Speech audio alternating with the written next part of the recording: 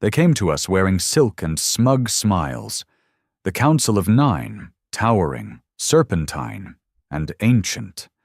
They called themselves the Zarenth Dominion, a species so old they claimed to have watched stars die and be reborn. They stood before the unified human assembly and offered terms. Not peace, no, compliance. They cloaked it in diplomacy, in ritual, in flowery words carved over centuries of arrogance. But the truth was simple. Submit or vanish. Admiral Thorne stood at the edge of the assembly chamber, arms crossed, unreadable as always. His uniform was stark black, worn with pride and silence. He hadn't spoken a word during the entire 2-hour session.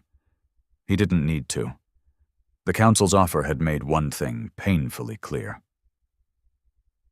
They thought humans were weak, negotiators, beggars in iron suits.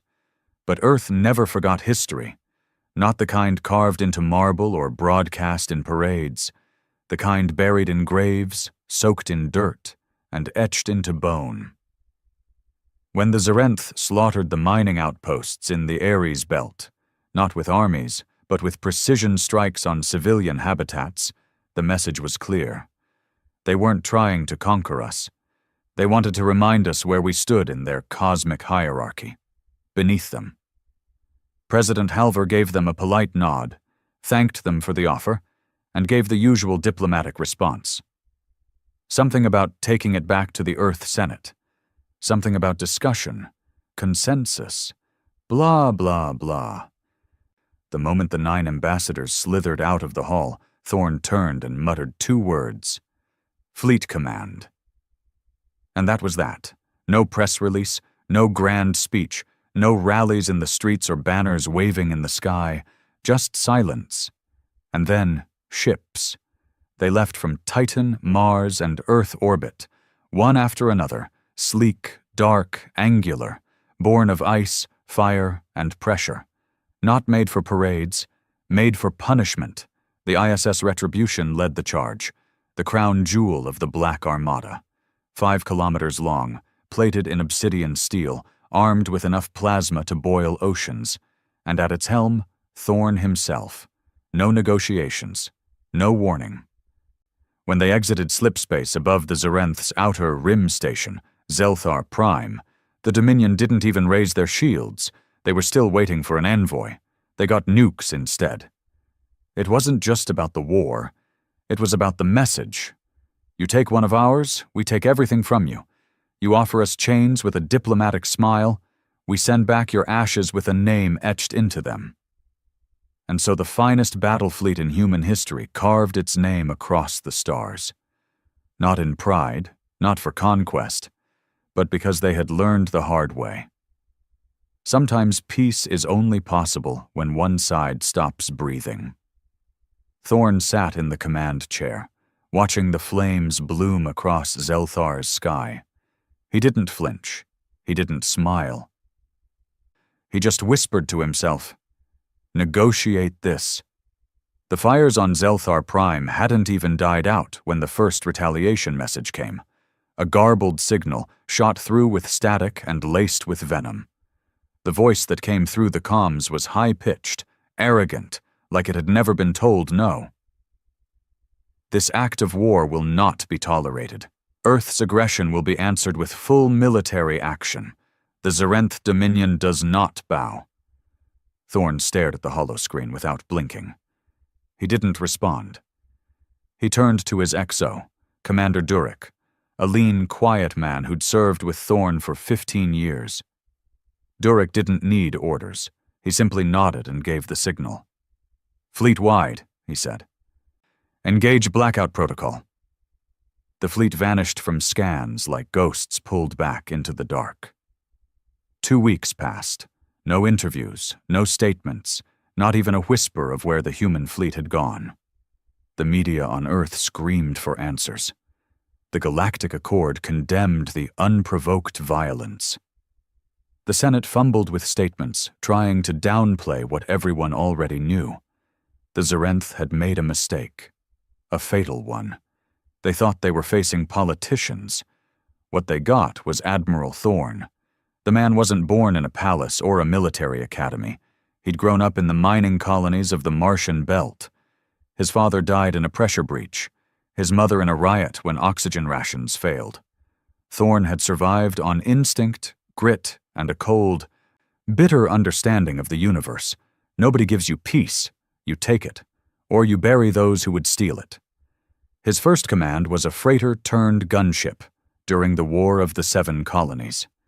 He earned his stars the hard way, ship by ship, scar by scar. And the men who followed him? They weren't diplomats. They were soldiers of circumstance, born in broken worlds, raised with one truth. Earth doesn't kneel. The fleet wasn't idle. It had split. 10 task forces, each with a specific target. Strategic strikes, not annihilation. They wanted the Dominion crippled, not wiped out. They wanted them to remember why humans should never be underestimated again. Task Force Aegis hit a supply route near the Velmari Gate. They didn't just destroy cargo ships, they seized them, turned Dominion tech into scrap, and used it to upgrade their own fighters, left the wreckage drifting near civilian sectors, a message to any allies the Zarenth might have had. Task Force Sabre took out a weapons depot on Iros 9. Surgical strike, no civilian casualties. The orbital cannon platform that once defended an entire quadrant? Gone in less than 3 minutes. But it was Task Force Revenant, under Thorne, that made the real impact. They went for Zarenth's history. Beneath the cloud rings of Valen's spine, one of the oldest Dominion relics stood, the Temple of the First Stars. A planet-sized station made entirely of crystalline metal, older than most civilizations. Sacred. Untouchable. Humans didn't touch it, they leveled it. Thorne watched as the beam from the Retribution's primary cannon tore through the station's core. The explosion lit up half the sector, fragments raining into the gravity well like glittering bones of a fallen god. Commander Durek didn't say a word, but his hands trembled at the console. "Sir," he finally said, voice low, "that was a cultural site." Thorne didn't turn. "So was New Damascus, before they wiped it off the map." Durek didn't argue.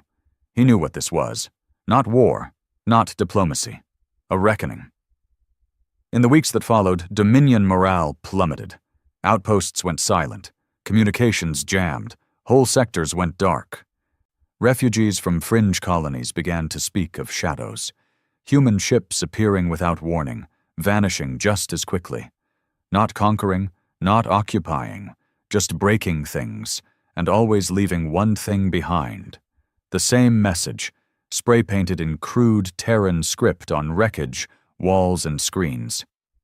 "We do not negotiate with murderers." The Dominion tried to retaliate. They sent 5 war fleets, each larger than the human contingents they were chasing. But Thorne didn't fight them head-on. He made them chase ghosts. Every time they arrived, they found burned stations, emptied hangars, or traps that left them bleeding. Fleets fractured. Admirals blamed one another. Their unity shattered faster than their armor. But for all the strikes, all the fury, Thorne hadn't forgotten what started it.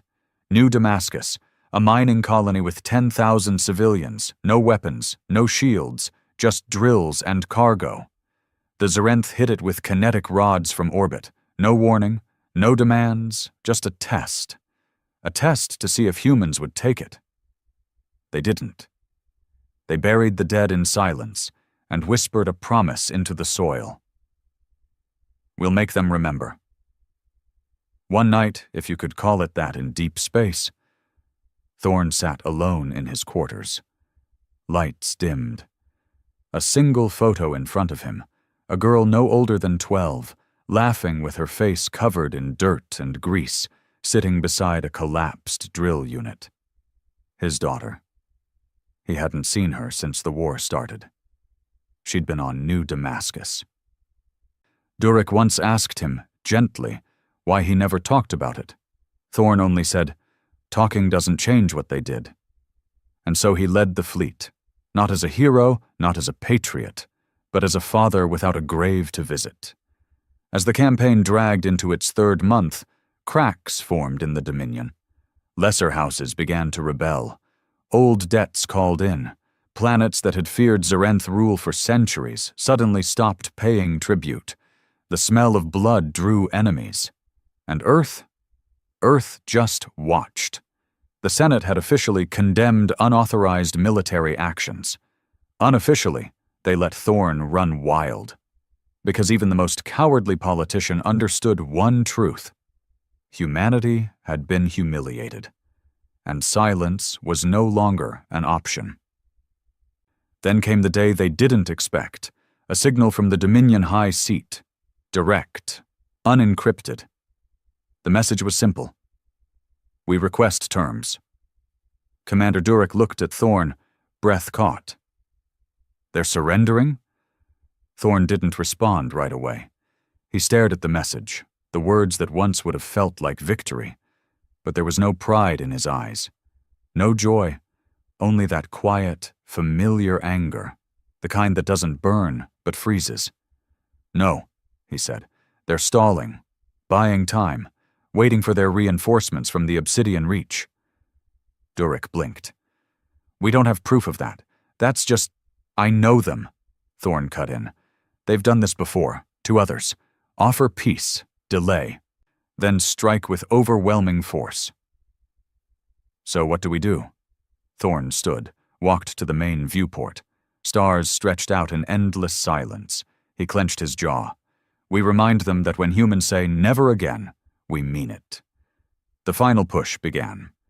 This time, no subtlety. The Retribution jumped directly into the Zarenth core system, the heart of the Dominion. Dozens of enemy ships scrambled to intercept. Orbital stations powered up, planetary shields ignited, and Thorn gave the order. Engage everything! The battle was chaos. Missiles screamed across the void, carving trails of fire. Plasma bolts punched through shielding like paper. Drones swarmed. Fighters spun in the debris of shattered hulls. Massive ships collided, tearing chunks out of one another. Explosions rolled like thunder in the black. And in the center of it all, the Retribution carved a straight path through the heart of the Dominion. A suicidal run, unless you were Thorn. He didn't care if he came back. He only cared that they remembered, that Earth remembers. 3 hours in, the Dominion flagship, the Ark Zelen, fell. Its remains broke apart like dying embers. On the bridge of the Retribution, smoke and fire danced in the air, systems failing, power flickering. Thorn stood amid the chaos, blood running down his temple, and spoke calmly into the fleet-wide comm. Target the Citadel. Durek grabbed his arm. That's a civilian city. Thorn didn't blink. They called it a military hub when they leveled New Damascus. I'm just returning the favor. The Citadel burned. The ashes of the Citadel drifted through space like gray snow. Billions had lived there. Billions. Not all were soldiers. Not all were guilty. But that didn't matter anymore. Thorn hadn't come to make clean kills or strategic statements. He came to end the debate. He came to make the Zarenth stop breathing. For 3 full days after the final strike, the Retribution floated above the wreckage. Damaged, scarred, alive. The enemy wasn't. Inside the ship, the silence was unbearable. The kind of quiet that weighed on your skin.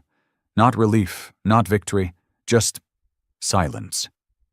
Commander Durek walked through the ship's dimmed corridors like a man trying to make sense of what he'd just witnessed. He wasn't afraid of Thorn.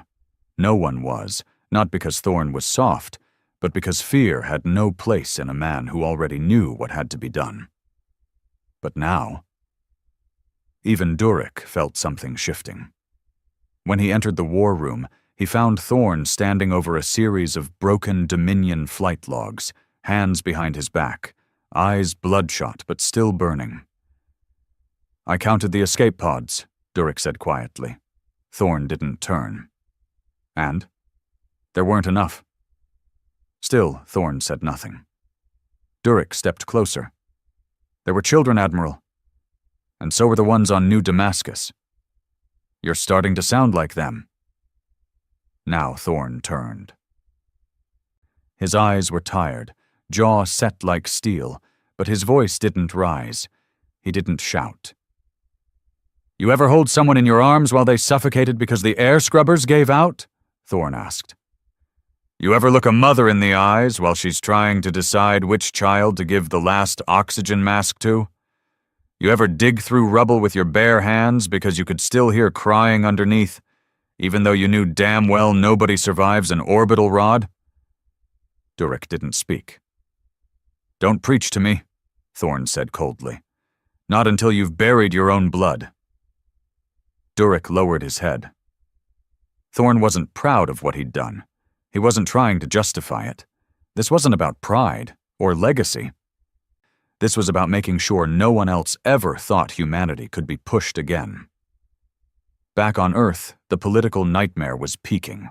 Every broadcast screamed the same headlines. Admiral Thorn goes rogue. Genocide or justice? Galactic Accord demands answers. Citadel massacre. Has Earth crossed the line? Senators scrambled. Leaders ducked behind bureaucratic shields. Even President Halver, who'd quietly supported the campaign from the start, now publicly distanced herself from the fleet's actions. But none of that mattered. Not to the people. On the streets of New Berlin, on the colony domes of Titan, in the domed cities of Europa, they painted Thorn's name on walls. They lit candles beneath murals of Retribution's silhouette. They held vigils not for the fallen Dominion, but for the ones no one had ever answered for. The masses weren't ashamed of Thorn. They were grateful, but there were those who weren't. From the edge of Dominion space came whispers.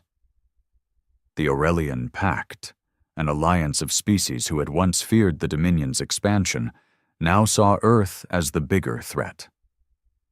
They're unhinged, one Aurelian broadcast said. Savage, they claim to protect their own, but what will stop them when someone disagrees with them next? And from deep within the Obsidian Reach, a region so remote even the Dominion had avoided it, something ancient stirred. A fleet, not Zarenth. Worse, the Drakesh conquered, a species Earth had only heard about in myths. Even the Dominion had feared them once. Now, with the balance of power shattered, they moved again.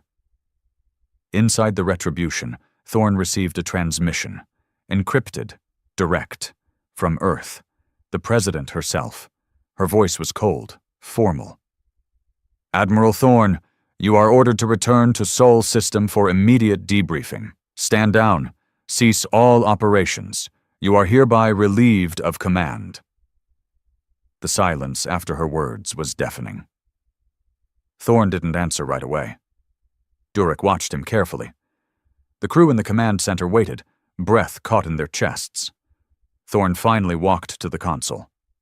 Pressed a button. No. The line went dead. Durek blinked. Sir, I'm not done, Thorn said. Sir, refusing a direct order from the President is... She's not out here. We are. Durek tried again, softer this time. Then what's the plan? Keep fighting? The Dominion is broken. Their capital's gone. The High Seat surrendered. What else is there? Thorn looked at the star map, slowly zoomed in on the Obsidian Reach. There's something coming. Durek frowned. From where? I don't know.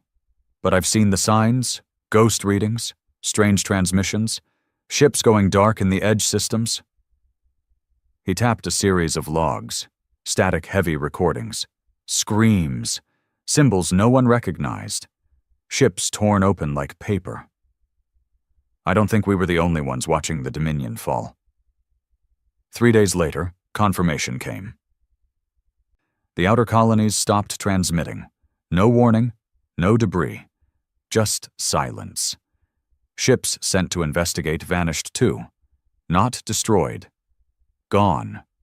Retribution's intelligence core began picking up gravitational distortions near the edge of charted space. Massive ones, moving fast, like a wave. And then a fragment came through. One of Earth's long-range recon vessels, the ESV Kestrel, managed to broadcast an emergency signal before it disappeared. Only one word made it through. Drakesh. Durek stared at the screen. They're real. Thorn nodded once. And they're coming. There was no time to explain it to Earth, no time to beg for reinforcements. The human fleet was scattered, repairing, recovering. The Senate was still busy arguing about war crimes. So Thorn made a decision. He rerouted the entire Black Armada, what was left of it, toward the Reach. They would intercept the wave before it reached Earth's inner systems. Durek stood with him in the command center. This is suicide, he said. Thorn nodded. Probably. There's less than 200 ships left in fighting condition. Then we'll make them count. Durek hesitated. Why not run? Thorn finally looked at him, not with anger, not with coldness, but with something Durek hadn't seen in a long time. Conviction. If we die out here, maybe Earth will wake up. Maybe they'll stop treating peace like a guarantee and remember it's something that's bought with blood. The fleet arrived at the edge of the Reach. The sky was wrong there. The stars flickered like they were afraid to shine. Space itself seemed thicker, heavier, like it had been broken and stitched back together wrong. And then the Drakesh arrived. No warning. No formation. They didn't even look like ships. More like massive, living monoliths, black and red, shifting like muscle and bone, pulsing with something organic, alive. And then they opened fire. The first volley ripped through 3 human cruisers like butter. One ship spun into a gravity rift and simply folded in on itself. Another was engulfed in what looked like liquid fire. No escape pods, no survivors. Durek screamed orders. Men and women ran to their stations. The Retribution's hull trembled under the pressure. But Thorn didn't retreat. He gave the one order everyone had been waiting for. Full barrage, no mercy. And the Black Armada roared back. Railguns lit the void. Plasma beams carved into the darkness. Missile storms filled the gaps. Every ship, every cannon, every fighter moved like one body, not for glory, not for survival, for Earth, for New Damascus, for the ones already lost. Hours passed like seconds. Space burned. The Drakesh lost ships, not many, but enough. For the first time in thousands of years, they met something that fought back. And then the signal came. From deep within the Drakesh line, a voice, low, inhuman, echoing through every comms channel. You should have stayed in your place, Thorn answered with one final command. All ships, break formation, hit them from all sides, burn them down. The battle wasn't over, but the message was clear. Humans weren't diplomats anymore. They were fire. They were vengeance. They were the storm the galaxy thought would never come. The bridge of the Retribution was chaos wrapped in steel. Red lights pulsed from every wall. The klaxon wailed in a steady rhythm, not panicked, not frantic, just cold and repetitive, like a heartbeat warning of death. Crew shouted. Systems flickered. Fires burst from busted conduits and were sealed with brutal efficiency. Outside, in the endless black, the Drakesh pushed harder. Their ships didn't move like machines. They flowed, bending in impossible ways, their shapes changing mid-flight. Every time a human cruiser scored a hit, it looked like the enemy ship just bled, then healed, then kept coming. Durek wiped a streak of blood off his brow and leaned over the console. 4 more down, 7 crippled. No word from Task Group Theta. I think they're gone. Thorne didn't flinch. His voice was low, quiet. What's left? 87 ships still fighting. 32 at half power. That's less than half the fleet, sir. Thorne looked out at the battle through the viewport. Not fear. Not hesitation. Just calculation. We hold. Durek clenched his jaw. You keep saying that. For how long? As long as it takes. The Drakesh mothership, if you could call it that, had appeared in the center of their lines 3 hours earlier. A mile-long creature of writhing metal and living tendrils, its core pulsing like a heartbeat. Whenever it surged, another wave of distortion would erupt across human systems. Thorne had seen a lot in his career. Orbital bombardments, mutiny, collapse. But this was different. The Dominion was arrogant, yes. Cruel, definitely. But they were still bound by logic, strategy, politics. The Drakesh didn't care about strategy. They came to devour. Inside the medbay, bodies were piling up. Not all dead, not yet, but close. Engineers with burns across half their bodies, Marines coughing up black fluid from biological attacks, pilots whose minds were shaken loose from something they saw in the Reach, something they couldn't explain. One of them, a kid barely out of training named Webb, had to be restrained. He kept repeating the same phrase over and over. It's inside the light. It's inside the light. Thorne passed him on his way through the lower deck. He paused, just for a second, looking at the trembling boy strapped to the bed. He saw it, one of the medics whispered. He flew too close to one of the organic pods. They do something. To your mind. Thorne nodded once, noted it, and moved on. He couldn't afford to break now.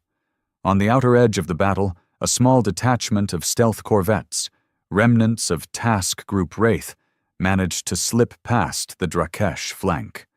Captain Arlen, one of Thorne's few remaining original officers, opened a direct channel. We've got a read on their central ship, sir.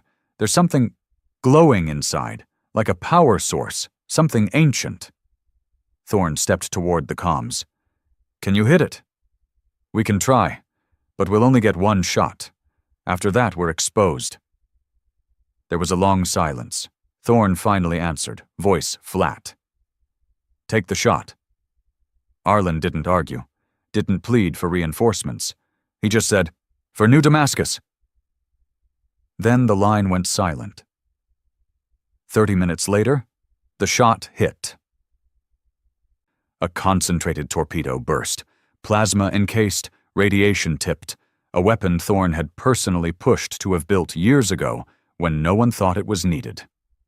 It struck the glowing core in the Drakesh mothership's center mass, and for the first time, the enemy screamed. It wasn't mechanical. It wasn't a comm signal. It was raw sound, vibrating through the vacuum in ways that broke the laws of physics. The scream shattered half the retribution sensors. 3 crewmen collapsed, bleeding from the ears. But the ship reeled. It didn't die, but it staggered. On the bridge, Durek stared at the data. We heard it. Thorne leaned over the console. It's bleeding energy, that scream. It must be part of how they communicate. Maybe even how they coordinate. They're linked. So what now? Thorne didn't blink. We cut deeper. He opened the fleet-wide channel, his voice calm, quiet, not inspiring, not theatrical, just final. We've drawn blood. You don't stop when your enemy bleeds. You finish the job. We'll never get another shot like this. So either we die out here, or they do. The fleet answered.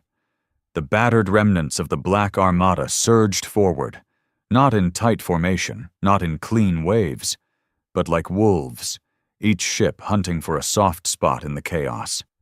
Frigates rammed larger Drakesh creatures. Destroyers dumped their final fuel cells into the engines for one last charge.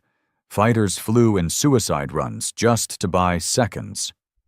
Every second bought meant another salvo from the Retribution, another railgun round through alien bone, another missile detonated inside living flesh.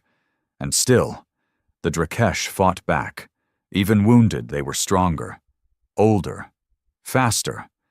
But they'd never fought like this before. They'd never fought humans with nothing left to lose. Inside the command center, alarms blared. "Starboard wing's gone," someone shouted. "Hull breach on decks 9 through 12. The Retribution groaned. Thorn gripped the rail. "Seal the decks. Purge if necessary."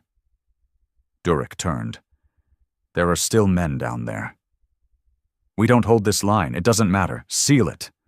Durek hesitated, then nodded. The decks were purged, 100 more dead, but the ship kept moving. Then came the critical moment. The mothership's core began to pulse erratically, like it was panicking, trying to stabilize. Thorn saw it, knew the pattern. It was preparing to jump. "They're going to retreat," he muttered. Durek looked at him. "Isn't that a good thing?" "No," Thorn said. "They'll come back, with more, with worse. We don't get second chances with things like this." He looked around the bridge, took a deep breath. "Prepare for forward ram." The room went dead silent. Durek stepped forward, face pale. "Sir, that's suicide." "I know." "Your orders." "I didn't come this far to let this thing crawl back into the dark." He looked around at his crew. "You don't have to stay. Anyone who wants to jump ship, now's the time." "Get to the escape pods. That's an order." Not one man moved. The Retribution turned. Its engines flared red, its nose aimed straight at the Drakesh mothership's exposed heart. Everything else fell away. The screams, the alarms, the blood. Thorn stood straight, hands behind his back, eyes forward, and whispered one last time, "For New Damascus." The collision wasn't clean. It wasn't cinematic. It was brutal. The Retribution tore through the Drakesh mothership like a bullet through wet bone. Explosions rippled across both hulls. Organic matter and human steel tore into one another. Fire bloomed in the void. Then the core ruptured. A blast of light, black, red, and violet, expanded outward like a dying star. And then, silence. Hours passed. The battlefield was still. Wreckage drifted. No sign of the mothership. No trace of the Retribution. But the rest of the Drakesh? They were gone, vanished, retreated, dead.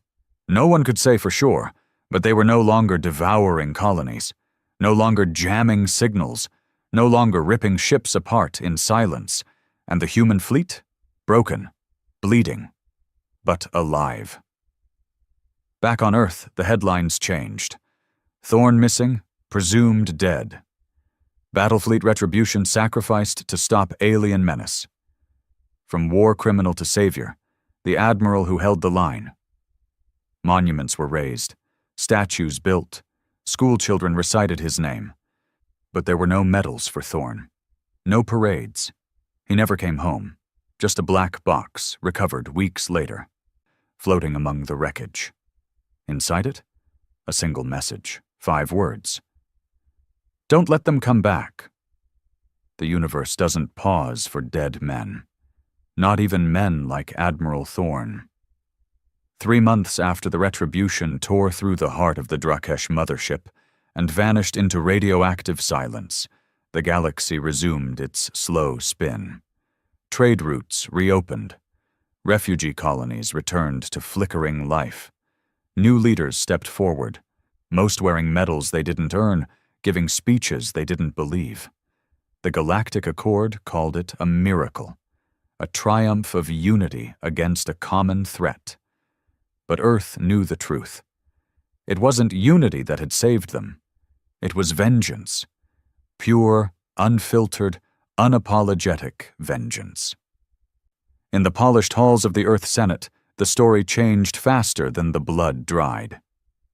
At first, Thorn was a rogue, a butcher, a man who cost Earth its diplomatic standing. But once the Drakesh pulled back, once the remains of the Black Armada returned with evidence of victory, the narrative flipped. Now Thorn was a hero, a necessary evil. The man who held the line. Senator Wexlin, one of Thorn's loudest critics during the early campaigns, stood at a podium in front of a crowd of 10,000 and spoke with polished sincerity. Let history remember Admiral Thorn as the sword that defended our people. Brutal, yes, but sometimes the galaxy demands brutality to ensure peace. Durek watched from the edge of the crowd, arms folded. He was clean-shaven now, uniform pressed, wearing a medal that weighed like guilt on his chest. He hadn't taken the promotion. They offered him Fleet Admiral. He refused. He didn't want Thorn's chair. He wanted answers. Back on the frigate Remembrance, one of the surviving ships from the final battle, Durek spent his days combing through wreckage logs. Whatever the Retribution hadn't taken with it into the fire, he catalogued. Hull fragments, personal logs, data drives. That's when he found it. A signal. Weak. Distorted. Embedded in the black box Thorn left behind. 5 words had been decrypted immediately. Don't let them come back. But there was more. Durek took it to his private quarters. Ran the signal through 5 layers of decryptions, then enhanced the waveform by passing it through the ship's old Dominion-hacked AI core. A trick Thorn would have shut down on the spot. But Thorn wasn't here anymore. The voice that came through the final file was unmistakable. Thorn. But he sounded off, slower, weary, as if he was speaking from far away, not just in distance, but in time. If this message reaches Earth, I'm likely dead. That was always the plan. But if you're hearing this, then I failed. I didn't stop them. Not really. The Drakesh aren't just a species. They're a system. A weapon. Something older than any of us can understand. I've seen the inside of their command core. It wasn't just biological, it was familiar. A pause, a deep breath. They were using Terran code, Earth encryption patterns, from 30 years ago. Durek sat straight, heart pounding. Someone, somewhere, has been feeding them, helping them grow. Maybe it was the Dominion, maybe not. But someone wanted this war. The recording fizzled, the last sentence barely audible through static. Watch the Senate, watch the Reach. Then silence. Durek didn't sleep that night. He sat in his chair, boots planted, the recording playing over and over. Terran code, in the Drakesh systems. It didn't make sense. The Reach was deep space hell, barely charted, full of anomalies, black holes, and ancient wrecks. The Dominion had ignored it for centuries. And now it was central to everything? Durek didn't believe in ghosts, but he believed in war. In the ugly side of war. The backroom deals, the weapons contracts, the clean suits who never bled but always profited. And Thorn? Thorn had always warned him. There's no such thing as a clean war, Durek. There's just cleaner lies. A week later, the Senate held a closed-door session. Only high-clearance military personnel were invited. Durek was one of them. The room was carved from lunar stone, soundproof, encrypted, no broadcasting equipment, just old-fashioned chairs, files, and people who played with the fates of worlds. President Halver was there. So was Wexlin, and a man Durek didn't recognize. Tall, expressionless, suit tailored with impossible precision. The president stood first. We now know the Drakesh threat is neutralized. Our forces under Admiral Thorn bought us that peace, but we must discuss what comes next. Durek raised a hand. What about the signal? They looked at him. Halver frowned. What signal? Durek didn't flinch. The one Thorn left. The one that said someone was feeding them our code. Wexlin chuckled, cold and short. There's no evidence of that. Durek slid a data chip across the table. There is now. They didn't even touch it. The suit in the corner finally spoke. Voice smooth, polished, like he'd rehearsed every syllable 100 times. You were a good officer, Commander. Brave, loyal. Let's not ruin that with conspiracy theories. Durek narrowed his eyes. Who are you? The man smiled thinly. A servant of peace. Durek stood. You fed them, didn't you? You fed the Drakesh. Let them grow. Gave them Dominion data, Earth data, all of it, just to trigger the war. No one denied it, not directly. Halver only sighed. Earth needed unity. The Dominion had divided us for too long. A common enemy was necessary. Durek laughed. Once. Bitter. So we lit the match, blamed the galaxy, and sent Thorn to clean it up. Wexlin folded his hands. And he succeeded. The suit nodded. And now, Earth leads. Durek walked out of the chamber that night with a target painted on his back, and Thorn's words echoing in his head. Don't let them come back. They weren't just about the Drakesh. They were about us, about the rot inside Earth, the quiet betrayal, the price of power. Months passed. The public never saw the full message. Thorn became a legend, a myth, a symbol for whatever each person needed him to be. For some, a monster. For others, a savior. But Durek knew the truth. The war wasn't over. It had just changed shapes, and the fire that Thorn started, it still burned. Durek didn't return to Earth after the Senate hearing. He was scheduled to. His name was on the itinerary. His ship, a sleek diplomatic cruiser, even launched toward orbit for the broadcast feeds to track. But the man never boarded. By the time the Senate realized he was gone, the remembrance had already vanished from all systems. No transponder signal, no flight logs, no comms. Vanished into the belt systems beyond Jupiter like a ghost, which is exactly what he intended. Because ghosts can't be killed. In the asteroid field near Saros 5, a forgotten mining colony lay abandoned since the Dominion Wars. Half the structures were collapsed. The air filtration system barely held together with rust and glue. Power was intermittent, lightless, cold.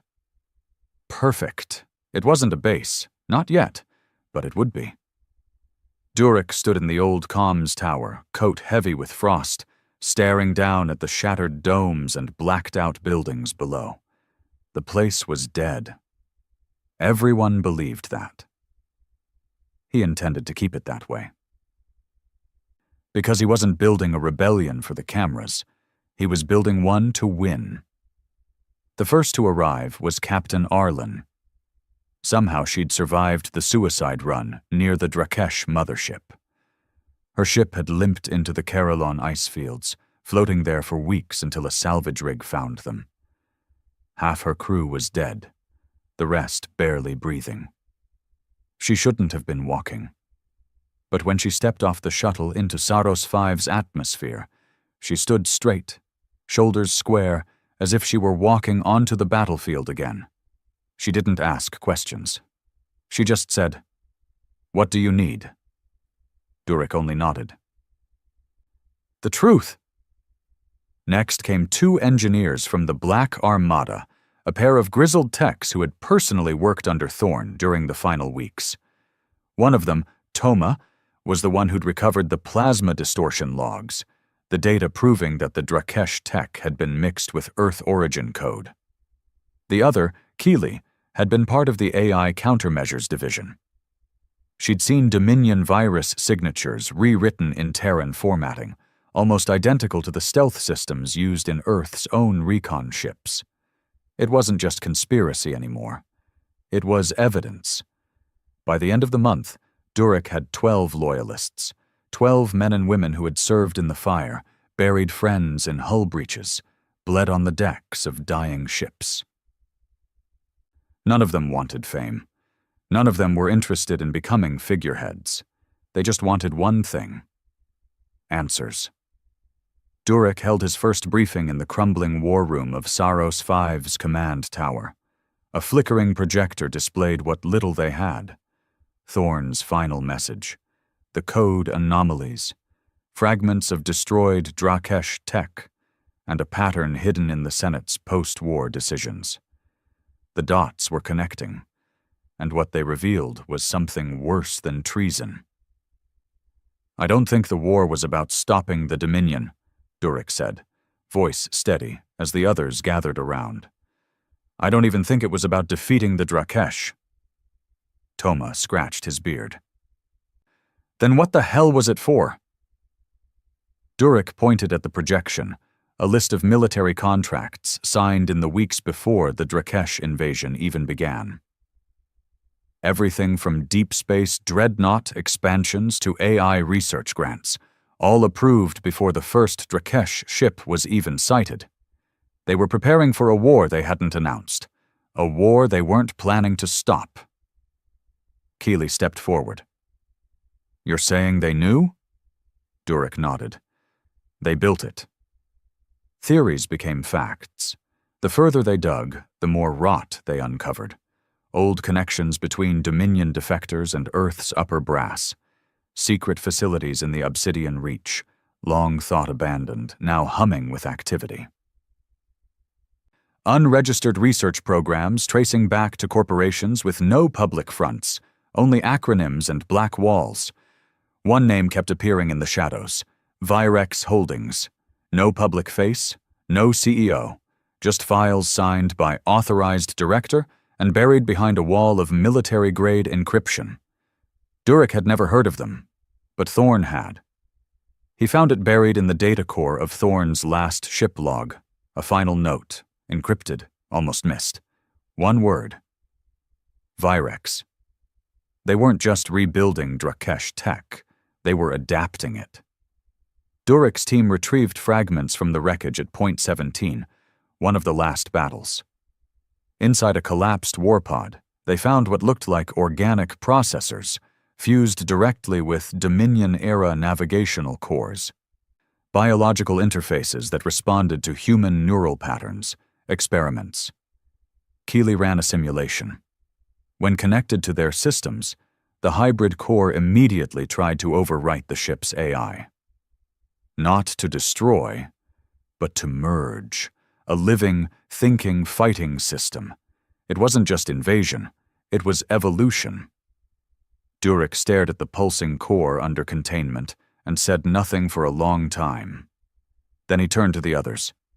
"If this reaches Earth's black labs, we'll lose more than ships."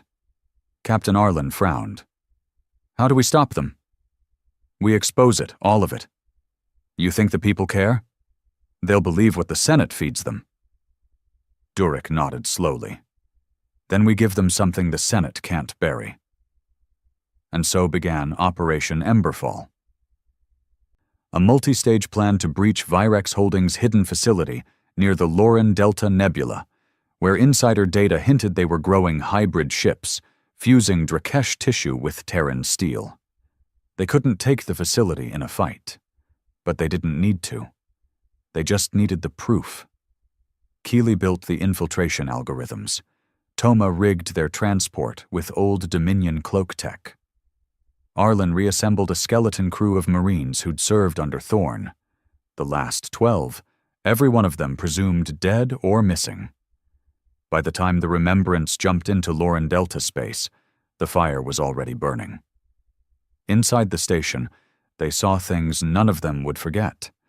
Ships in the shape of insects, fed by mechanical tendrils. Men hooked to neural rigs, their skin burned, eyes dilated, muttering phrases in Drakesh tongue. And worst of all, children, cloned, grown in tanks, wired to hybrid control systems, the future, a biosynthetic navy, no crews, no loyalty, just obedience. It wasn't defense, it was domination, and Earth was building it. They uploaded everything, Visuals, audio, DNA samples, footage of experiments, communications between Senate offices and Virex personnel. Then they ran. Back through slip space, through Dominion ruins, through storms that nearly tore the remembrance apart. By the time they emerged near Titan Relay, they had less than 10% hull integrity. But the data was intact. And Durek made the call. Public leak. No negotiations. No blackmail. He sent it directly to every independent news node, every rogue AI collective, every free world broadcasting satellite. And when the file went live, the galaxy stopped breathing. The footage spread faster than war. Earth's alliances fractured overnight. Protests burned in the streets. Senators fled. President Halver went silent. Virex Holdings purged their facilities. But it was too late, because now everyone knew. Durek didn't return to Earth. He didn't need to. He'd already done what Thorn couldn't. He cut the rot out. But he didn't do it for glory. He did it because he still heard Thorn's voice at night. Still saw that last message burned into his mind. Don't let them come back. But deep in the Obsidian Reach, in a facility that hadn't been listed on any map, someone watched the fallout unfold. Not shocked, not panicked, just smiling. A man in a suit, perfectly pressed, poured himself a drink and looked at the monitor. One of the hybrid cores pulsed in containment. Another message blinked onto the screen. A single file name. Thorn. X. He raised his glass. To Phase 2, he whispered, and drank. The file was labeled Thorn. X. It wasn't military standard. No encryption, no access lock, just a black box icon floating in a secure Virex terminal deep within the Obsidian Reach. The kind of place that didn't exist on any map. No doors, no windows, just steel, silence, and secrets. The man in the suit, the same one from the Senate hearing, leaned closer, his reflection caught in the screen. For months they'd buried Thorn's legacy, controlled the narrative, deleted files, rewrote records, declared him a tragic hero who burned too brightly. They had erased him. But this file had just appeared, on its own. He hovered a finger over the console, then hesitated. The words at the top of the file had changed. Command received, awaiting I. He blinked. Awaiting I? He turned his head, and the retinal scanner next to the console flickered on. A thin red beam stretched out and locked onto his iris. ID confirmed. Director 04. Initializing protocol Prometheus. The screen dimmed, and then Thorn appeared. Not a picture. A fully interactive simulation. Flesh, voice, memory, tone. But it wasn't a man on a screen. It wasn't a recording. It was alive, a replica so real it made the director's skin crawl. The digital Thorn sat in a command chair, uniform intact, eyes cold. His voice echoed with familiar steel. If you're watching this, then your leash finally slipped. You killed me once. That was your first mistake. Letting me come back? That'll be your last.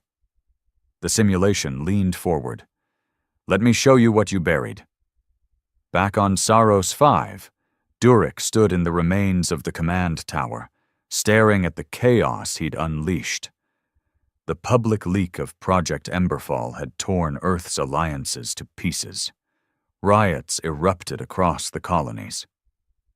The Senate was in lockdown, and dozens of quiet disappearances hinted that whoever survived in Virex was tying off the last loose ends. But it wasn't the protests that disturbed him. It was the lack of answers. No official response, no public denial, just silence, like someone was waiting. Captain Arlen walked in, bruised and covered in grease from fixing their comm systems. We've got another signal, she said.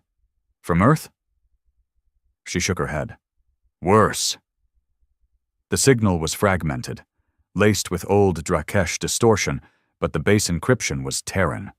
Keeley worked for 2 hours to clean it up, and what came through chilled every person in the room.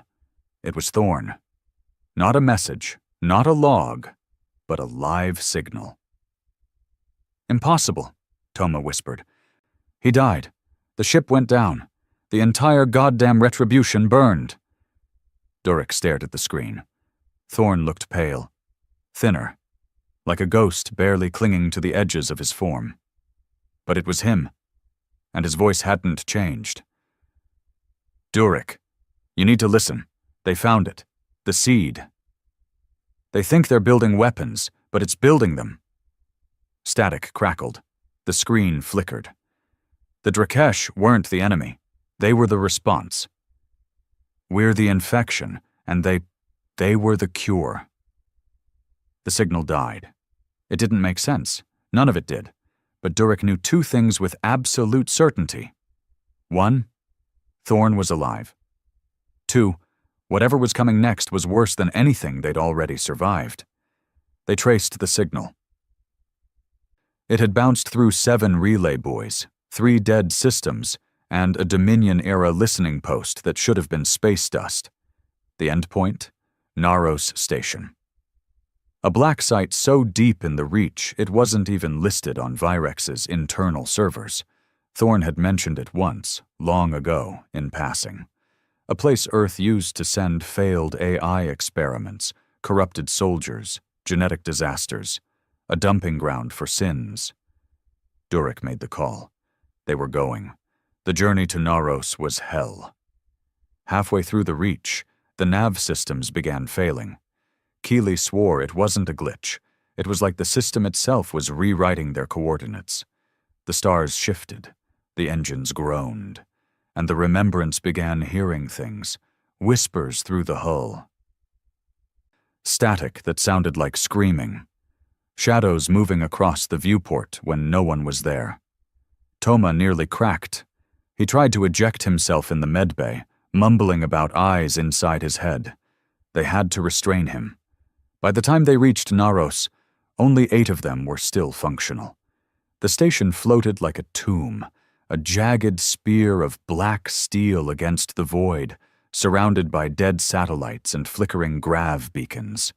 No docking permissions. No automated defense grid, just a single blinking light on the main hangar bay, like it was waiting. Inside, the walls bled. Not literally, but that's how it felt. Organic matter fused with metal, veins pulsing through support beams, echoes of movement in the dark. Keeley checked her scanner. "There's a signal, deep in the core, something massive." Arlen raised her rifle. "We moving?" Durek nodded. "Stay close. No heroics." They advanced through corridors lined with machinery that breathed. Durek wasn't sure what was worse, the fact that it was alive, or the fact that it wasn't attacking, like it recognized them. In the core chamber they found him. Admiral Thorn. Half his body was mechanical. Burn scars covered his face. Tubes ran from his spine into the wall behind him, plugged directly into the station itself. He looked up, smiled. "About time." Durek stepped forward, heart frozen in his chest. "Admiral, how the hell?" "I didn't die," Thorn said quietly. "I transferred." He tapped the wall.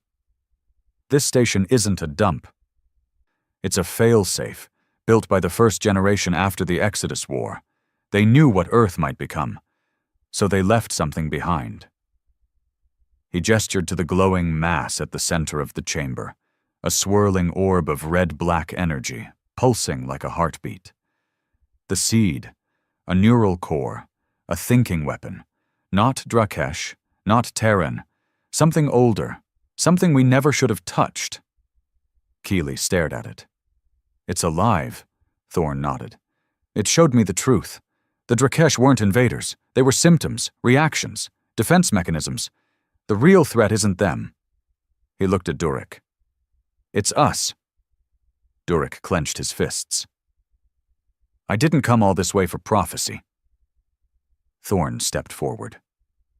"You came because you knew something was wrong. You saw what Virex was building, what the Senate was covering up. You followed the blood trail. He pointed to the seed. It ends here. Keeley stepped forward. What happens if they get this thing? Thorne's face darkened. They become gods, or worse. He tapped a panel on the wall. And they're already close. Back on Earth, the director sat alone in a sealed chamber. He watched the red light on his console pulse, in rhythm with something far away. Prometheus link active. He smiled. You always were a stubborn bastard, Thorne. He pulled a key from around his neck, old-fashioned, physical, untraceable, and inserted it into the console. The screen changed. Phase 3. Initiation. Far in the stars, deep in the dark, a fleet began to move. Not Terran, not Drakesh. Something in between, born of betrayal, fueled by vengeance, commanded by silence, and in the heart of Naros Station, Thorne looked at Durek one last time. I need you to make a choice. Durek's voice was low. What choice? Thorne's eyes burned. Whether we end this, or become it. The chamber pulsed like a living thing. Every breath from the seed core sent a shiver through the walls. Red-black light swirled behind its translucent shell, veins of unknown energy stretching like nerves through the station's superstructure. It wasn't just connected to Naros. It was Naros. Durek stood in the center of it all, sweat dripping down his back, fists clenched as Thorne, half man, half machine, waited for his answer. All this time, Durek said slowly, we thought the Drakesh were monsters. Thorne nodded. Because it was easier. Easier than admitting Earth had become the disease. Behind them, Captain Arlen, Keeley, and the rest of the surviving crew stood in uneasy silence. They weren't sure who Thorne was anymore, if he was still human, or something else entirely. Thorne noticed the hesitation in their eyes. The doubt. He didn't blame them. I died in that collision, he said quietly. But the seed wouldn't let me go. It had seen enough war, enough extinction. It pulled what was left of me into its neural web. Memory, identity. It made me into a voice. Not for vengeance, but warning. Durek stepped forward. So why bring us here? Why not destroy this yourself? Thorne's face was hard. Because I'm compromised. I'm part of it now. My will isn't clean, but yours still is. The walls vibrated again. Keeley turned to her console. Something's happening. External pressure rising. There's movement. Ships, Arlen said. I see them. The monitors flared. A fleet. Dozens of them. Black hulls. No insignia. Engine trails like living smoke. Not Terran, not Drakesh. Hybrid. Durek's stomach twisted. The director. Thorne nodded. Phase 3. The console lit up. Prometheus link established. Neural core activation, 81%. Receiving commands. They're trying to take control, Keeley said. The seed. They're syncing with it. Toma looked horrified. What happens if they succeed? Thorne didn't hesitate. They become gods. The fleet outside was forming a blockade. No weapons fired yet, but it was only a matter of time. Durek turned to the others. If they link fully to the seed, they won't need weapons. They'll be able to rewrite biological and digital systems. Every ship, every colony, every mind that's even partially augmented. Keeley swallowed hard. That's half the galaxy, Arlen added. The other half won't survive the cleansing. Thorne walked to the center console, veins of red light crawling beneath his skin. I've isolated a kill switch, he said. One command, one final override. It burns the seed, and everything connected to it, me included. Durek narrowed his eyes. So do it. Thorne shook his head. I told you, I'm compromised. If I try, it'll fight me. You have to trigger it. It has to be human hands, untouched. Durek stared at the panel. a single button, glowing white in a sea of red. It looked so harmless, but pressing it would destroy everything Thorn had become, everything the seed had stored. "No backups," Thorn said. "No second chances." Keeley leaned in. "What happens to the hybrid fleet?" "They die with it." Durek stepped forward. "And the knowledge? Gone." Arlen frowned. "That's a lot of sacrifice, all that advancement." "Isn't worth the cost," Thorn said. "You saw what Virex built, what the Senate allowed. You give humanity this power, they won't use it for peace. They'll build their own Drakesh." He looked straight at Durek. "Like I said, you have to choose." Outside, the first shots fired. A hybrid destroyer unleashed a blast of black plasma, slicing through one of Naro's outer pylons. The station shook. Sparks fell from the ceiling. "Shields down to 42%, Keeley reported. "We won't last long." Durek stared at the button. It felt like standing at the edge of the galaxy, staring into the throat of a god. He could walk away. Let the future play out. Let Earth evolve into something stronger, colder, unified through control. Or he could burn it all. Arlen stepped beside him. "You don't have to do this," she said. Durek didn't answer. He was thinking of New Damascus. Of Thorn's daughter. Of the blackened cities. Of the corpses floating in zero-G. Of the Senate pretending it never happened. He was thinking of how peace had been bought, not earned, with lies and blood and shadows, and how it would be bought again unless someone said, "Enough." He raised his hand, paused. "Thorn." The man looked up. "If I do this, what's left?" Thorn didn't smile. He didn't plead. He just said, "Hope." Durek pressed the button. The seed let out a scream.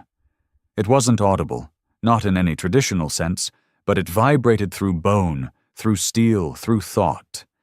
Every person in that chamber dropped to their knees, clutching their heads. Light filled the room. Black light. Red light. Ancient light. The walls cracked. The veins burst. The entire station began to collapse in on itself, not exploding, but imploding, as if reality itself was being eaten from within. Outside, the hybrid fleet reacted. Ships froze mid-movement. Engines sputtered, and then silence. One by one, they died. Not in fire. In disconnection, like puppets with cut strings. Inside the core, Thorn was the last to speak. His voice was fading, barely a whisper. "You made the right choice." Durek stumbled forward. "You'll die here." Thorn smiled. Not bitter, not angry. "Good." His body began to dissolve, pixel by pixel, thread by thread. "I was never supposed to survive. I was just the sword." His final words were almost lost in the roar of light. "Make sure no one picks it up again." And then he was gone. The team escaped in a crippled shuttle, barely clearing Naros' orbit before the station collapsed into a singularity of light and sound. They watched it from afar, a dark star imploding, taking with it every trace of the seed, the core, the rot, and Thorn. Back on Earth, the fallout was immediate. Without the seed, Virex's infrastructure collapsed. Without the hybrid fleet, the power grab failed. The Senate fractured. And in the chaos that followed, the truth finally came out. All of it. From New Damascus to Emberfall, from Drakesh betrayal to Earth's complicity. The galaxy burned with truth. And then it began to heal. Durek never returned to public life. He didn't want parades or medals. He retired to a dust-covered outpost on Titan, running hydro systems for colonists who had no idea who he really was. Keeley joined a research ship, one that promised no weapons contracts. Arlen disappeared into deep space. Rumor said she became a pirate hunter, or a smuggler, or both. But the name Thorn lived on, not in textbooks, not in monuments, in warnings. And every few years, a strange signal would whisper through the old relays. Not a message, not a command, just 5 words, over and over. Don't let them come back.